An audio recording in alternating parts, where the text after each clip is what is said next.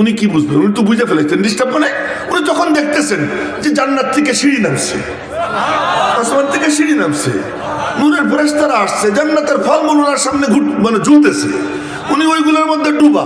নবীজির ইন্তেকালের সময় সাহাবীরা পাশে বসে বসে গল্প সল্প করে, একটু ঝগড়াঝাটি করে। নবীজি বললেন যে তোমরা ওঠো তো, এখান থেকে ওঠো, দাওনি, আমার ছাড়ো, ছেড়ে তোমরা দূরে যাও। ফাল্লাযী আনা ফীহি খায়রুম মিম্মা তাদউনানি ইলাইহি। আমি যা যা বলতেছি ম্যাক্সিমাম বুখারী শরীফের হাদিস। আমি যার মধ্যে এখন ডুবা, এটা তোমরা যেদিকে আমার ডাকতেছো তার থেকে অনেক ভালো। আব্দুল্লাহ ইবনে মুবারক বলতেছেন আমি যেটার মধ্যে ডুবা আছি এইটা এখন তোরা যা করতেছিস এর থেকে অনেক ভালো, আমার কেন ডিস্টার্ব করিস? তো জীবন যেমন মরণ তেমন। তো জীবন যদি কারো হয় সুবহানাল্লাহর উপরে, জীবন যদি হয় আলহামদুলিল্লাহর উপরে, জীবন যদি হয় নামাজে আল্লাহু আকবরের উপরে তাকবীরে তাহরিমা, জীবন যদি হয় রুকুতে গিয়ে আল্লাহু আকবর বলে সুবহান রাব্বিয়াল আযীমের উপরে, জীবন যদি হয় সিজদায় গিয়ে সুবহান রাব্বিয়াল আলার উপরে, তো হবেটা কি? কবরে গিয়ে প্রথম প্রশ্ন করবে মার রব্বুকা। ইন্তেকালের সময় ব্যথা পাবে, তখন সেই ব্যথার সময় কাউকে না কাউকে তো ডাক দেয়। যখন ব্যথা লাগে, বাচ্চার যখন ব্যথা লাগে ডাক দেয় মাগো। বাচ্চার যখন ঘুম আসে ডাক দেয় মাগো। তখন বাপরে চেনে না, কাউরে চেনে না। আল্লাহর বান্দা বান্দি যে আল্লাহ আল্লাহ বলতে অভ্যস্ত হয়, যখন ব্যথা পাবে তখন একটা ডাক দিবে আল্লাহ গো, তখন আল্লাহ বলে উঠবে।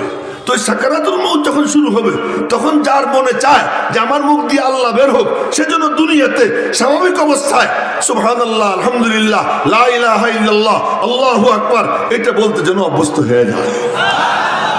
এটা বলতে যদি অভ্যস্ত হয় তখন অটোমেটিক তার মুখ দিয়ে এটা বের হবে। তা আব্দুল্লাহ ইবনে মাসউদ নবীজির পরিবারের সদস্য হয়ে গেছে। এখন একদিন কয় কি ইয়া রাসূলুল্লাহ, সার্টিফিকেট কারে কথাই বলতেছিলাম, ইয়া রাসূলুল্লাহ কি আপনার যখন সফরে যান তা আপনার জুতা জুড়ে আমারে দিয়ে, আপনার জুতা আমি বলবো কাচ্চা নিস। কয়েকদিন পরে কয় কি অজুর পানির লুটাটাও আমারে দেন না, কাচ্চা নেই, বালিশটাও আমারে দেন। অজুর পানির লুটা, জুতা, বালিশ, এই তিনটা নবীজির সাথে সাথে নিয়ে ঘোরে। নবীজির জুতা পায়ে থাকে, বাকি দুইটা ওনার কান্দে থাকে। যখন কোনো রুমে ঢুকেন তো জুতা জোড়া উনি ধরে, আর কাউকে ধরতে দেয় না। এই তিন জিনিস। এখন নবীজির ইন্তেকালের পরে উনি পড়াইতে বসছেন। আল্লামা শাইখুল হাদিস ইবনে মাসউদ এখন 10 দিবেন, আপনারা সবাই চৌকান্না হয়ে যান। না না না, উনি 10 দিতে বসে বলতেছেন আমার চেনো আমি কে? কে? আমার ডিগ্রি 3টা। আমার ডিগ্রি কয়টা? 3টা। কি? আনা সাহিবুত তাহুর ওয়ান নালাইন ওয়াল বিসাদ। আমি নবীজির অজুর পানির লুটা বহনকারী, আমি নবীজির চপ্পল বহনকারী, আমি নবীজির বালিশ বহনকারী। এটা হলো সার্টিফিকেট। তাই আজকে আমি ঘোষককে মানে ধন্যবাদ দিই যে আমার বড় সার্টিফিকেট বয়ান করছে। কি? আমি হযরত নূর হুসাইন কাসেমী রহমাতুল্লাহ এর মাথায় তেল দিতাম, তেল দিতাম। রাত্রে তিরমিজি শরীফ পড়াইতেন, 12টা 12:30 পর্যন্ত পড়াইতেন। পড়ানোর পরে শুইতেন, ডাক দিতেন খোকা, খোকা বলতেন। তো খোকা বলার পরে যাইতাম, তো যাওয়ার পরে বলতেন মাথায় একটু তেল দাও, তেল ডলা শুরু করতাম। তো তেল ডলতে ডলতে হুজুর ঘুমাই পড়তেন।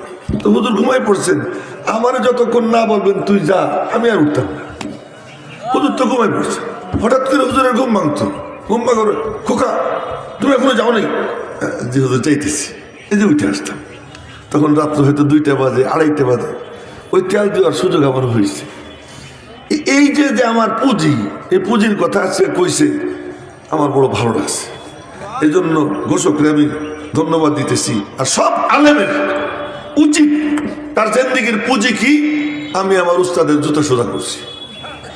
এবং আমরা যারা সাধারণ ভাই, আমাদের পুঁজি কি, যে আমি খতিব সাহেবের সাথে একসাথে বসে খাওয়া দাওয়া করছি, আমি তারে আমার বাড়িতে দাওয়াত দিয়ে খাওয়াইছি, আমি এক আলেমের জুতা সুতা করছি, আমি এক আলেমরে আমার অটোতে চড়াইয়া আমি এখান থেকে পাইকর থেকে নিয়ে আমি কোথায় পৌঁছে দিছি, আলেঙ্গায় পৌঁছে দিছি। এই যে জিন্দেগির পুঁজি, এই পুঁজিগুলো বড় পুঁজি। এইটা হলো সার্টিফিকেট। আল্লামা আর শাইখুল হাদিস এটা কোনো সার্টিফিকেট না, সার্টিফিকেট এইগুলো। এই জন্য আমি ধন্যবাদ দিচ্ছি। আমি আপনাদের সামনে তেলাওয়াত করছি, কোরআনে কারিমের ওই সূরা, যে সূরা আশা করি সবার মুখস্থ আছে, খুব কম বদনসিব এমন আছে যার এই সূরা মুখস্থ নাই। আমি কি বেঠিক কইতেছি না? আমি তো ঠিকই কইতেছি না। খুব কম জন আছে যার এই সূরা মুখস্থ নেই। সবাই মনে মনে বলবে এই সূরা কেন পড়ল? এই সূরা এই জন্য পড়লাম, এই সূরা এমন সূরা যে এই সূরা যদি কেউ 10 বার পড়ে জান্নাতে তার জন্য একটা ঘর তৈরি হয়ে যায়। এই সূরার তাফসির মুসনাদে আহমদের মধ্যে আসছে। মুসনাদে আহমদে এই সূরার তাফসির আসছে, সেই তাফসিরটা আমি পড়ি, ওই যে ওখানে রেকর্ড হবে, কেউ যদি পারে শুনে মুখস্থ করবে, আর মনোযোগ দিয়ে শুনলে মুখস্থ হয়েও যায়। তার আর এক প্রমাণ হলো, আমি পড়াই হলো বুখারী শরীফ আর মিশকাত শরীফ, রিয়াজুস সালিহিন পড়াই না। রিয়াজুস সালিহিনে কঠিন কঠিন হাদিস আছে, ভালো কঠিন কঠিন হাদিস আছে। একদিন আমার ওযু নাই, নিচে বসা, ওরা থাকে 7 তলায়, ওই ক্লাসের ছাত্র 2 জন আজকে আছে আমার সাথে। ওদেরকে জিজ্ঞেস করে দেখেন আমি সহি কইতেছি না গলত কইতেছি, ওরা সাক্ষীও আছে। তো ওদেরকে আমি খবর দিছি তোরা নিচে আয়, তোরা আস। তা আমার ওযু নাই, এখন ওইটা ওযু করতে গেলে টাইম নষ্ট হবে, তার কারণ আসরের নামাজের টাইম কাছাকাছি এসে গেছে। তা আমি বললাম কি তোরা দাঁড়াই থাক, আমি চেয়ারে বসা, নিচে বসলে ওরা বসে গেলে কিতাব নিচে পড়ে যায়, আর হাদিসের কিতাব নিচে রেখা আমি উপরে বসবো, ভালো দেখায় না। তোরা দাঁড়া, কিতাব ধরে দাঁড়াইছে, হাদিস পড়। আমি কিতাব ধরি না, ওযু নেই, তোরা হাদিস পড়ছে, আমি মনোযোগ দিয়ে শুনছি। 3 লাইন না 4 লাইন এক হাদিস, দেখলাম সাথে সাথে আমার মুখস্থ হয়ে গেছে। আর এক হাদিস, 2 হাদিস পড়াইলাম, 2 হাদিস ওরা পড়লো, আমি শুনলাম, মুখস্থ করে তাৎক্ষণিক পড়াইলাম। মনোযোগ দিয়ে শুনলে মুখস্থ হয়ে যায়। এটা শুনে এলাম হলো আমি তো বুড়া, এখানে অনেক জোয়ান আছে, কুল আল্লাহর সাথে মিল আছে, কুল আল্লাহ শরীফ মুখস্থ আছে। তা আমি যেটা পড়বো, এটা যে মুসনাদে আহমদের তাফসীর আসছে, এটা একটু মনোযোগ দিয়ে শুনলে মুখস্থ হয়ে যাবে। মনোযোগ দিয়ে শুনলে সেটা কি নবীজি বলছেন, কেউ যদি পড়ে 10 বার লা ইলাহা ইল্লাল্লাহ ওয়াহিদান আহাদান সামাদান লাম ইয়াত্তাখিয সাহিবাতাও ওয়ালা ওয়ালাদান ওয়া লাম ইয়াকুল লাহু কুফুয়ান আহাদ। নবীজি বলেন কেউ যদি এটা 10 বার পাঠ করে তার আমলনামায় 4 কোটি নেকি লেখা হবে। কত নেকি? এ বাধার নিচের দিকে তাকান যাবে না, সবাই সমান, হ্যাঁ সবাই সমান। আচ্ছা, একজন দোয়া করতেছে, আমার দিকে দিকে দোয়া করতেছে, লা ইলাহা ইল্লা আনতাল আহাদুস সামাদ আল্লাযী লাম ইয়ালিদ ওয়া লাম ইউলাদ ওয়া লাম ইয়াকুল লাহু কুফুয়ান আহাদ।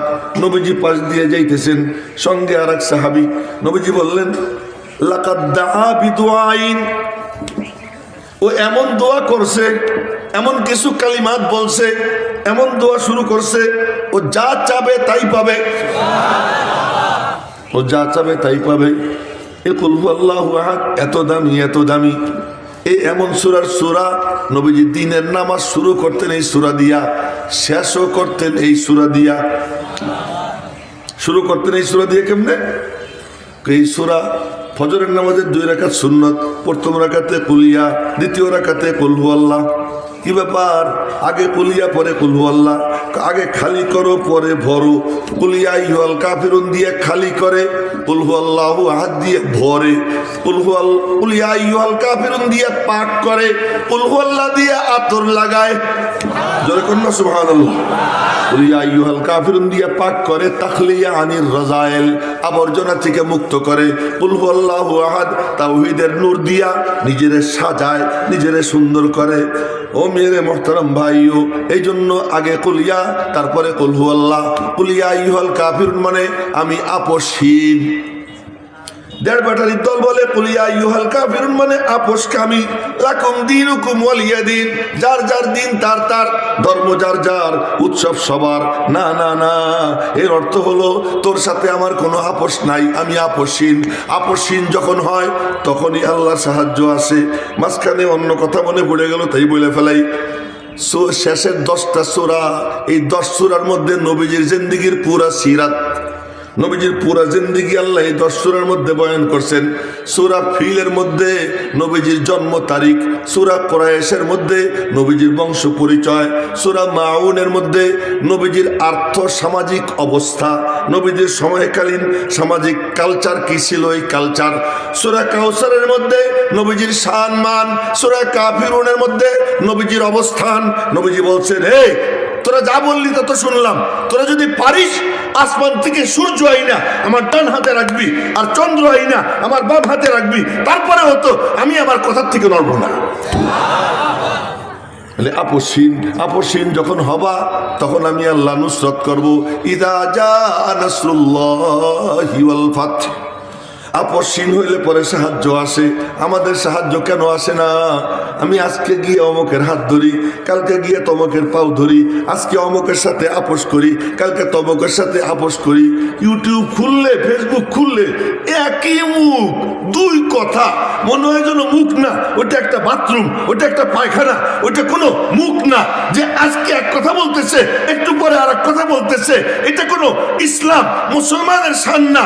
মুসলমান যা বলবে, ইসলামের ধারক ও বাহক যা বলবে, একবার বলার পরে সে বলবে যে দুনিয়া কিয়ামত হয়ে যেতে পারে, আমার কথার থেকে আমি নড়ব না। নবীজিকে আল্লাহ বলছেন তুমি আপসীন হও, আপসীন হইলে আমার নুসরাত আসবে। আর আপসীন হয়েছেন, তারপরে আল্লাহ মহাবিজয় দিয়েছেন। মহাবিজয় দেওয়ার পরে এখন বলতেছেন কি শত্রুতা করবেই, তো করলে তাদের পরিণতি আবুল হাবের পরিণতি হবে। একবার একটু আল্লাহু আকবার কওয়া গেল না? আপসীন হইলে আল্লাহ সাহায্য করবেন, আর ওই সাহায্যের পরে শত্রুতা যারা করবে তাদের পরিণতি তা হবে যা আবুল হাবের হয়েছে। আবুল হাবের পরিণতি যখন আল্লাহ করে দিবে, এখন একটু দেল খুলে বলো কুল হুয়াল্লাহু আহাদ, বলেন কুল হুয়াল্লাহু আহাদ আল্লাহুস সামাদ লাম ইয়ালিদ ওয়া লাম ইউলাদ ওয়া লাম ইয়াকুল লাহু কুফুয়ান আহাদ। দেল খুইলা আল্লাহর তাওহীদের কথা কও। আলহামদুলিমান কাদ্দারা খাইরাও ওয়া খাবালা ওয়াশ শুকরু লিমান সাওয়ারা হুসনা ওয়া জামালা ফরদুন সামাদুন আন সিফাতিল খালকি বারিউ রব্বুন আযালিয়ুন খালাকাল খালকা কামালা লা শিবহা ওয়ালা মিসলা ওয়ালা কুফুয়া লি মাওলা লা বিলদা ওয়ালা ওয়ালিদালা আম্মা ওয়া খালা লা জিদ্দা ওয়ালা নিদ্দা ওয়ালা হাদ্দা লি মাওলা আল আনা কামা কানা ওয়ালা ইয়ালকা জাওয়ালা। এমনি কয়েকটা শের কইলাম, এগুলোর ব্যাখ্যা করার কোনো সময় নাই। একটু জোরে সোরে বলেন আল্লাহু আকবার। তো বলছিলাম কুল হুয়াল্লাহ সূরা কেন পড়লাম, বলে এখন তেল খুলে বলো কুল হুয়াল্লাহু আহাদ। এখন যখন আল্লাহর নাম তোমরা নিতে থাকবা, তখন একদল হিংসুক হিংসা করবে। আর সব দমনের অস্ত্র আছে, হিংসুক দমনের কোনো অস্ত্র দুনিয়াতে আবিষ্কার হয় নাই, আল্লাহ কোনো অস্ত্র আবিষ্কার করে দেন নাই। কন্যা একটু সুবহানাল্লাহ। আল্লাহ কয় কোনো অস্ত্র দিব না, একটা জিনিস, দুইটা জিনিস দিয়ে দিতেছি। কি দুইটা সূরা দিলাম, একটা হলো ফালাক আর একটা হলো নাস। হিংসুকদের থেকে বাঁচার জন্য এই দুই সূরা পড়া এরকম করবি, দেখছেন আমার দিকে, এই ছু ছু করতে সময় এই দেখেন আমার হাতে কিছু ময়লা আছে, এমনি ফু দিলে কোনো কাম হয় না। এই যে দম করলে এরকম এই করলে কিছু বাতাসের সাথে একটু থুতুর গুড়ি বের হয়, এই থুতুর কণা বের হয়, এইটা দিয়া নিজের গা গতর বন্ধ দিবা। এই বন্ধ দিবা, আমি আল্লাহ হেফাজত করবো, আমি আল্লাহ হেফাজত করবো। এই হিংসুকদের থেকে বাঁচার এই রাস্তা। যাই হোক, তো এখন এই নবীজির সিরাত বয়ান করলাম এই 10 সূরা। এই 10 সূরার সিরাতের ব্যাখ্যা করতে গেলে তো লম্বা টাইম, ওই সময় নাই। কুল হুয়াল্লাহ কেন পড়লাম তাই কই। কুল হুয়াল্লাহ কেন পড়ছি, যে কুল হুয়াল্লাহ খুব দামি সূরা। এই সূরা দিয়ে নবীজি নামাজ শুরু করতেন, এটা দিয়ে নামাজ শেষ করতেন। ফজরের নামাজের সুন্নতে পড়তেন কুল ইয়া আইয়ুহাল কাফিরুন কুল হুয়াল্লাহু আহাদ। আবার শেষ নামাজ হলো বেতের নামাজ। আপনারা বলবেন বেতের পরেও তো 2 রাকাত পড়ে, এটা গলত। ইজআলু আখিরা সালাতিকুম বিতরা, এটা বুখারী শরীফের হাদিস, যে শেষ নামাজ বেতেরের নামাজ। বেতেরের নামাজের প্রথম রাকাতে নবীজি সাব্বিহিসমা রাব্বিকাল আলা পড়তেন, দ্বিতীয় রাকাতে কুল ইয়া আইয়ুহাল কাফিরুন পড়তেন, তৃতীয় রাকাতে কুল হুয়াল্লাহ পড়তেন। আচ্ছা, হজ শুরু করবেন, উমরা শুরু করবেন, তার আগে 2 রাকাত নামাজ। এই নামাজে আপনারা দেখেন প্রথম রাকাতে কুলিয়া, দ্বিতীয় রাকাতে কুল হু আল্লাহ। মাগরিবের পরে 2 রাকাত সুন্নাত, এর প্রথম রাকাতে কুলিয়া, দ্বিতীয় রাকাতে কুল হু আল্লাহ। এত দামি সূরা, এত দামি সূরা। এই সূরা এমন সূরা, কেউ যদি এটাকে মহব্বত করে, এই মহব্বত তারে জান্নাতে পৌঁছে দিবে। এটা বুখারী শরীফের হাদিস। মসজিদে কুবার ইমাম, তাও কোন জায়গা? যেখানে সেখানে প্রথম মসজিদ, লা মসজিদুন উসসিসা আলা তাকওয়া মিন আউয়াল ইয়াউম, ওই মসজিদে কুবা। শনিবার দিন পায়ে হাইটা কেউ যদি মসজিদে কুবায় গিয়া 2 রাকাত নামাজ আদায় করে, আল্লাহ পাক তার আমল নামায় একটা কবুল উমরার সওয়াব দান করে দেয়। এমন মসজিদ। ওই মসজিদের ইমাম নবীজি নিয়োগ করছেন। ওই ইমাম সাহেবের সিস্টেম কি ছিল? বুখারী শরীফের হাদিস। নামাজে দাঁড়াই এই আলহামদুলিল্লাহ শরীফ পড়ি, সূরা একটা পড়ে কুল হু আল্লাহ, নাহলে কুল হু আল্লাহ পড়ে একটা সূরা, মানে কুল হু আল্লাহ পড়বেনি হার রাকাতে। মুসল্লিরা ধরছে, ভাই তোর তো কুল হু আল্লাহ সারে না, আরো এক সূরা পড়িস। ভাই কুল হু আল্লাহ পড়, নাহলে অন্য সূরা পড়। কয় যে ভাই আমার নামাজ এমনি চলবে, পছন্দ হইলে ইমাম রাখ, নাহলে বদলেই নেই। আমি ইমামত ছাড়বো, কুল হু আল্লাহ ছাড়বো না। ওরা মনে মনে করে না রে হুয়া আফজালু, না ও আমাদের মধ্যে সেরা, নামাজ ওর পিছনেই পড়বো, আর কেউ কিচ্ছু কয় না।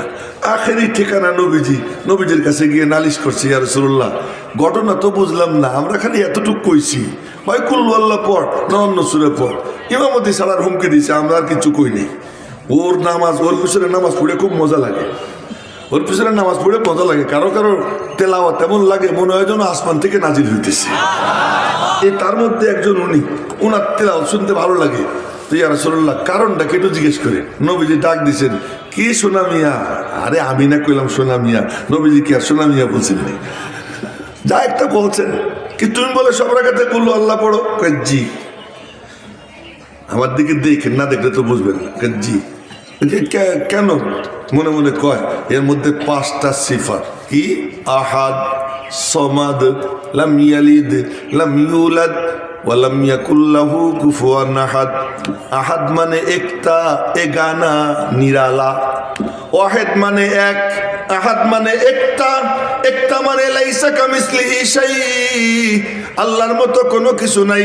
লাহু ইয়াদুন লাইসাত কাআইদিনা, ওয়া লাহু রিজলুন লাইসাত কাআরজুলিনা, ওয়া লাহু আইনুন লাইসাত কাআয়ুনিনা, ওয়া লাহু উযুনুন লাইসাত কাআযানিনা, ওয়া লাহু জামিউল আযাইনা লাইসাত কাআযাইনা। আল্লাহ পাকের চেহারা আছে, আমাদের চেহারার মতো না। চেহারা যদি নাই থাকবে দেখবেটা কি? জান্নাতীরা বসে থাকবে, হঠাৎ করে ফোকাস পড়বে আর আলোতে চমকে উঠবে, চমকে উঠে উপরের দিকে তাকাবে, তাকাইয়ে দেখবে রব্বুল আলামিনের নূরানি চেহারায় মুস্কি মুস্কি হাসি। আল্লাহ পাক জান্নাতীদের দিকে তাকাইয়া হাসতেছে। চেহারা তো আছে, কিন্তু কেমন? যেমন আল্লাহ তেমন তার চেহারা। জাহান্নাম চিৎকার দিবে, ইয়াউমা নাকুলু লিজাহান্নামা হালিম তালাতি ওয়া তাকুলু হাল মিন মাজিদ। আল্লাহ পাক বলেন যে আমি যেদিন জিজ্ঞেস করব, ও জাহান্নাম তোর পেট ভরছেনি? আর জাহান্নাম বলবে আরো আসেনি, আরো আসেনি, আমার পেট ভরে নাই। এই জাহান্নাম চিৎকার দিতেই থাকবে হাত্তা ইয়াদার রব্বু তাবারাকা ওয়া তাআলা কদমাহু আলান নার। আল্লাহ পাক তার কদমকে জাহান্নামের উপর রাখবেন। বোঝা গেল কদম আছে, কিন্তু কদম কেমন? আমাদের কদমের মতো না। এবং কদম রাখার পরে জাহান্নামের ভিতর থেকে আওয়াজ আসবে কত কত কত। হাদিসে আসছে, বুখারী শরীফের হাদিস। কত কত কত মানে ক্যাচ ক্যাচ ক্যাচ শব্দ হবে। জাহান্নাম চেপে যাবে, চেপে যাবে আর বলবে কি? হ্যাঁ আমার পেট ভরে গেছে। জান্নাতও চিৎকার দিবে যে আল্লাহ আমার পেট ভরে নেই, আমারে দাও। ওয়ায়ুনশিউ লাহা খালকান জাদীদা, আল্লাহ পাক নতুন মখলুক সৃষ্টি করে জান্নাত ভরবে। কিন্তু জাহান্নামে আল্লাহ তাআলা নিজের কুদরতি কদম রাখবেন। বোঝা গেল কদম আছে, কিন্তু আমাদের মতো না। আল্লাহ আহাদ, এই কথাটা ভালো করে বুঝেন। আল্লাহ পাক বলেন وَمِن كُلِّ شَيْءٍ خَلَقْنَا زَوْجَيْنِ لَعَلَّكُمْ تَذَكَّرُونَ। हर चीज को हमने जोड़ा जोड़ा पैदा किया। सब जिनिस আমি জোড়ায় জোড়ায় বানাইছি যেন তোরা একটু ফিকির করিস। তার মানে মখলুক যখন জোড়ায় জোড়ায়, খালেক কেমনে জোড়া হন, এটা হলো ফিকির। মখলুক যখন জোড়ায় জোড়ায়, খালেক জোড়া হইতে পারেন না। এই জন্য দেখবেন গমের একটা দানা ওরও মাঝখানে ফাড়া, তো কন্যা সুবহানাল্লাহ। গমের একটা দানা তারও মাঝখানে ফাড়া, কি ব্যাপার? কই জোড়ায় জোড়ায় আসমান জমিন, রাত দিন, নারী পুরুষ সবকিছু জোড়ায় জোড়ায়। সবকিছু যখন জোড়ায় জোড়ায়, একমাত্র বেজোড় কে? এ হলো আহাদ, কুল হু আল্লাহু আহাদ। ওরা বলে কি যে وقالت اليهود عزير ابن الله وقالت النصارى المسيح ابن الله وقالوا اتخذ الله صاحبة وولدا। ওই খ্রিস্টানরা বলে আল্লাহর বিবি মারিয়াম আল্লাহর ছেলে ঈসা, ইহুদিরা বলে উজায়ের আল্লাহর ছেলে। আল্লাহ পাক বলেন এর মধ্যে যারা বলবে আমি আল্লাহ এক, তো আল্লাহ তাদের উপরে এত খুশি হয় যখন বলে না না না, আমার আল্লাহর কোনো ছেলে নাই, আমার আল্লাহর কোনো সন্তান নাই, আমার আল্লাহ বাপ না, আমার আল্লাহর কারো সন্তান না। এ যখন বলে আল্লাহ পাক, তকুল হু আল্লাহ, এটা হলো আল্লাহর পাকি জিকির বয়ান। পুরো সূরার মধ্যে কেবলমাত্র আল্লাহ পাকের সিফাত। নবীজি জিজ্ঞেস করলেন তুই এই সূরা এত পরিষ্কার, সব রাকাতে পরিষ্কার, মনে মনে কয় কি এই সূরার মধ্যে 5টা সিফাত, এই সিফাতের দিকে যখন তাকাই ওই সিফাতের আয়নায় আমি আমার আল্লাহকে দেখতে আরম্ভ করে দিই। এই জন্য ইন্নি উহিব্বুহা, আমি কুল হু আল্লাহকে মোহাব্বত করি। নবীজি তখন তার জুবান নড়ে উঠে। নবীজির জুবান নড়া মানে কি? উনকা নেহি কাহনা ভি হ্যায় কুরআন কা জৈসা, তার হা বলাও কোরআন, তার না বলাও কোরআন। কোরআন চুপ থাকে, নবীজি বলে। এই জন্য কোরআনকে বলে কোরআনে সাকেত, নবীজিকে বলে কোরআনে নাতিক। নবীজি বলতা হুয়া কোরআন, আর কোরআনে করিম চুপচাপ কোরআন। কোরআনে করিম নীরব কোরআন, আমার নবী সরব কোরআন। নবীজির জুবান দিয়ে যা বের হয় তা কোরআনই। আল্লাহ পাক বলেন ওমা ইয়ানতিকু, তার মানে নবীজি নাতিক। বলেন না সুবহানাল্লাহ। নবীজি নাতিক, নবীজি বলনেওয়ালা, নবীজি সরব। নবীজির জুবান যখন নড়ে, রব্বুল আলামিন বলেন জুবান নড়ে তার, কথা বলি আমি আল্লাহ। তো নবীজি বললেন হুব্বুকা ইয়াহা আদখালাকাল জান্নাহ, তুমি যে মোহাব্বত করো এই সূরাকে, এইটা তোমারে জান্নাতে পৌঁছে দিয়েছে। তো জোরে কন্যা সুবহানাল্লাহ। ইউদখিলুকা না কয়ে কয়ে আদখালাকা, ইউদখিলুকা মানে পৌঁছে দিবে, আদখালাকা মানে পৌঁছে দিছে।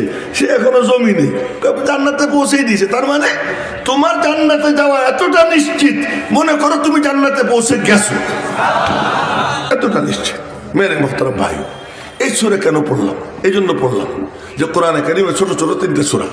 একটা সূরা হলো ওয়াল আসর, আর একটা ইন্না আতাইনা, আর একটা কুল হু আল্লাহ। এই 3 সূরা এখন একেবারে 1 মিনিটের মধ্যে শেষ করবো। সেটা হলো যে আসমান ও জমিনের মূল ফ্যাক্টর 3টা। এক ফ্যাক্টর হলেন আল্লাহ, বলেন কে? জোরে বলেন কে? আর এক পুরা কায়নাতের বর হলো মানুষ, বর দুলাভাই, দুলামিয়াকে মানুষ। তো মানুষ হলো দুলামিয়া।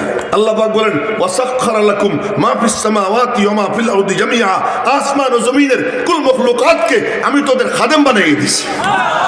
সবগুলা খাদেম। খাদেমের এক ব্যাখ্যা মাথায় আসছে, কইলে সবাই হাইসে দিত, কিন্তু বলার টাইম নেই। তো এখন সব খাদেম, এই আসমান ও জমিনের সব মখলুক খাদেম। মানুষ জমিনে, আল্লাহ কোথায়? আল্লাহ আরশের উপরে। আল্লাহ কয় তোরা আমার সাথে মেশ, আমার সাথে মিশে যা। কেমনে মিশবো? এজন্য আমি মানে ফার্সিতে বলি তু কুজা মান কুজা,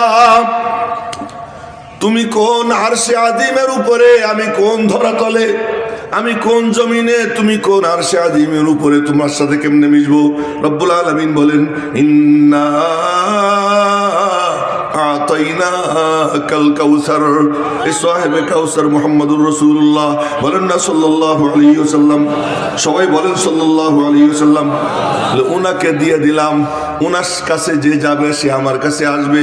উনি তো নাই, কার কাছে যাব? নবীজির নবুয়ত হলো ডবল। সব নবীদের নবুয়ত সিঙ্গেল, নবীজির নবুয়ত ডবল। ওই ডবল নবুয়তের দায়িত্ব যারা পালন করে, দ্বিতীয় পর্ব যারা পালন করতেছে, আল উলামা ওয়ারাসাতুল আম্বিয়া, এদের সঙ্গে যারা মিশবে আল্লাহ পাক অবিচ্ছিন্ন ধারায় তাদেরকে নবীজির সঙ্গে মিশিয়ে দিবেন। আর ওই আলেম তৈরির ফ্যাক্টরি হলো কি মাদ্রাসা। যারা মাদ্রাসার সাথে মহব্বত রাখবে, এর বরকতে উলামা ইকরামের সাথে মহব্বত হবে, আল্লাহ পাক তাদেরকে নবীদের সঙ্গে জুড়ে আল্লাহর সঙ্গে জুড়বার তৌফিক দিয়ে দেবেন। আল্লাহ পাক রব্বুল আলামিন, এই কথা ইনকমপ্লিট রয়ে গেল, যতটুক মাথায় ঢেলে দিয়েছেন বলেছি। ফাইনা সাবতু ফামিন আল্লাহ ওয়াইন আখতাতু ফামিন্নি ওয়া মিনাশ শাইতান ওয়া মা আলাইনা ইল্লাল বালাগ। আসসালামু আলাইকুম ওয়া রাহমাতুল্লাহি ওয়া বারাকাতুহু।